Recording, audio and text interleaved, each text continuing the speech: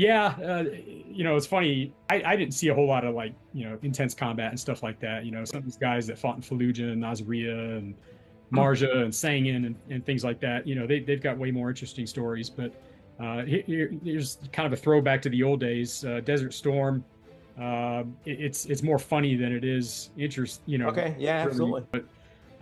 So I was an assistant team leader. We had a four-man team, which was kind of new to us back then. But all this desert warfare back then was brand new, and operating in these open spaces, we started to see that, we kind of need to have larger teams to carry more stuff. And so we had a four-man team, and we were operating in the Al Wafra Forest area in Kuwait. And we were in an observation, a kind of a blocking position where we were looking back towards our friendly lines, and we had inserted the night before. And when the regiment, 5th Meb, when they started moving forward, anybody they flushed out, we would see them and we would direct our friendly forces onto the target. And so we're on this flat roof of a mud hut.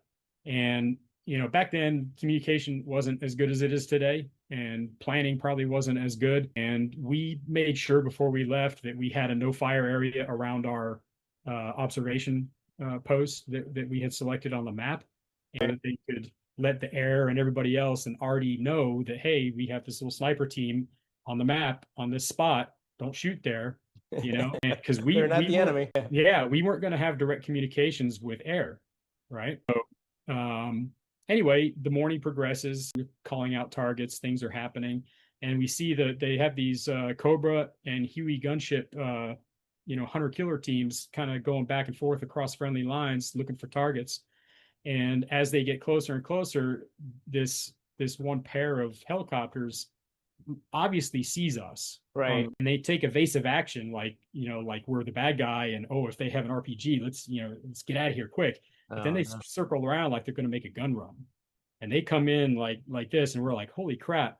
And so me and my team leader were on the roof. Our other two guys were off to the sides pulling security, and Adam, James Adams, my team leader, he yells Okay. down, "Hey, you guys scatter, go!" And he's like, "Man, we're not going to make it." And I was like, "What do we do?" And I had an American flag in my ruck. Yeah, Yeah. yeah, it was pretty cool.